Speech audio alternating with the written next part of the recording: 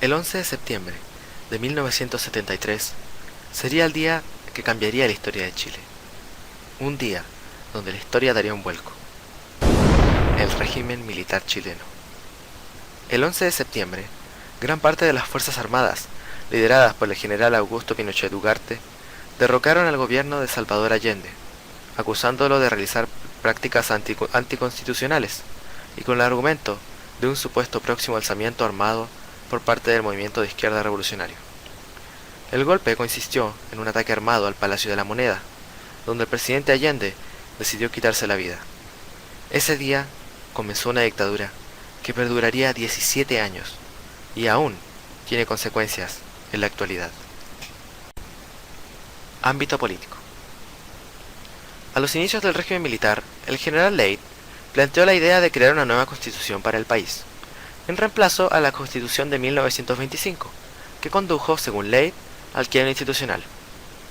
El trabajo de elaborar esta constitución fue destinado a la Comisión Urtuzar, donde su líder era el gremialista Jaime Guzmán. En 1978, Pinochet ordenó que se entregara el proyecto al Consejo de Estado, quienes estaban encargados de redactar la nueva constitución.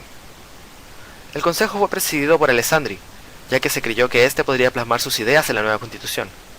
Sin embargo, Alessandri siempre estuvo de acuerdo en reformar la de 1925, por lo que al final Jaime Guzmán fue el cerebro del Consejo y él plasmó la mayoría de sus ideas que tenía planteadas desde un inicio para reformar la constitución del gobierno.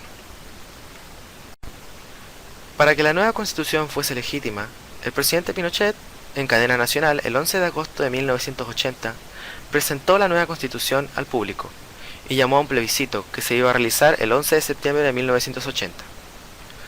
A esta propuesta no hubo una oposición, excepto el presidente Eduardo Frei Montalva, quien en el Trato Caupolicán realizó un acto manifestando su idea en votar negativo.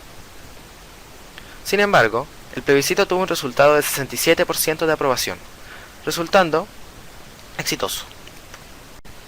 Ahora bien, la Constitución de 1980 planteaba varias ideas, entre ellas la disminución de las facultades del Congreso. Se creó el Consejo de Seguridad Nacional. Además, se estableció un sistema de segunda vuelta electoral en el caso de que no se haya logrado una mayoría absoluta. Además, se fijó un periodo presidencial de 8 años, que posteriormente cambiaría a 6 y luego a 4, en la actualidad. Además, se estableció la idea de que Pinochet gobernase durante 8 años como presidente. Cuando terminase ese periodo, la Junta pondría un candidato, que sería Pinochet, para lo que debería aprobarse un nuevo mandato de 8 años. Y esto podría hacer que fuese reelegido durante 8 años más. Claro que esto, tarde o temprano, no se logró concretar. Ámbito económico. Durante el régimen militar se realizaron un montón de reformas económicas que convirtieron a Chile en uno de los pioneros del neoliberalismo económico, que comenzó a asentarse en la década de 1980.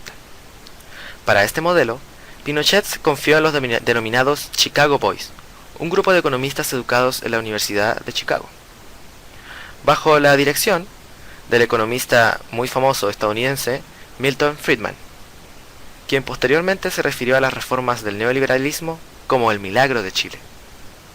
Los que defendían el neoliberalismo apoyan una amplia liberación de la economía, el libre comercio en general, y una drástica reducción del gasto público y la intervención estatal en la economía, en favor del sector privado, que crearía sus propias competencias y se sustentaría a sí mismo. Ámbito social. En este caso nos quisimos enfocar en el tema de las persecuciones que hubo en la época de Pinochet, ya que durante la década de los 70 y los 80 hubo persecuciones en contra de los opositores o partidarios de izquierda. Principalmente estas persecuciones fueron dirigidas por la DINA, que era en resumen una especie de policía militar creada por Augusto Pinochet, que estaba bajo el mandato de Manuel Contreras, uno de sus militares más confiables. La mayoría de las víctimas de estas persecuciones fueron guerrilleros del MIR, Movimiento Izquierda Revolucionario, y políticos de izquierda que escaparon del país cuando Pinochet llegó al poder. Esto fue facilitado gracias a la Operación Cóndor, que fue una operación que tuvo la colaboración de los regímenes de Chile, Argentina, Paraguay, Uruguay y Brasil, juntos que con la ayuda de la CIA en Estados Unidos tenían como objetivo acabar con actividades terroristas marxistas, intercambiando información entre los países para saber en dónde estaban escondiéndose estos marxistas que huían, para ponerse como a salvo de las persecuciones. La Operación Cóndor dejó aproximadamente 50.000 muertos, 30.000 desaparecidos y 400.000 presos.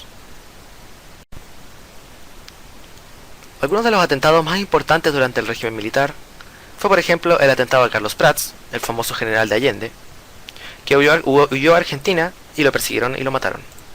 Otro fue el atentado a Bernardo Leighton, y el más famoso de todos, el atentado a Orlando Letelier, que fue asesinado en Estados Unidos con un coche bomba, donde murió y hasta el día de hoy se recuerda su muerte.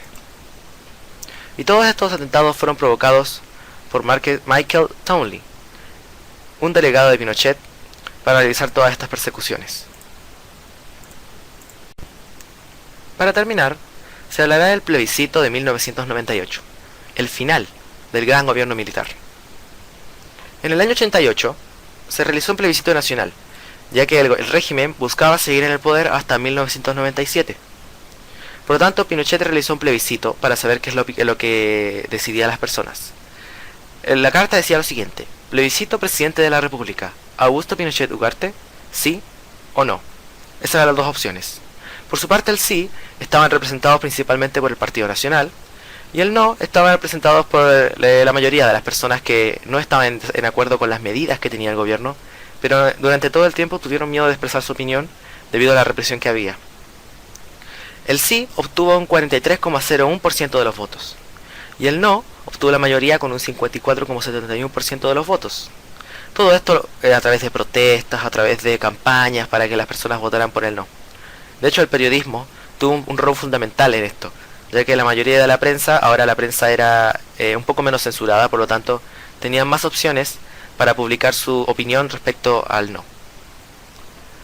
Por esto, el año 1989 se llamó elecciones democráticas y salió triunfador el presidente Patricio Aylwin, que era partidario del Partido Demócrata Cristiano, y gobernó desde el 11 de marzo de 1990 hasta el 11 de marzo de 1994, es decir, 4 años. Con esto concluye la exposición sobre el régimen militar o el gobierno militar. Esperamos que les haya gustado. Muchas gracias.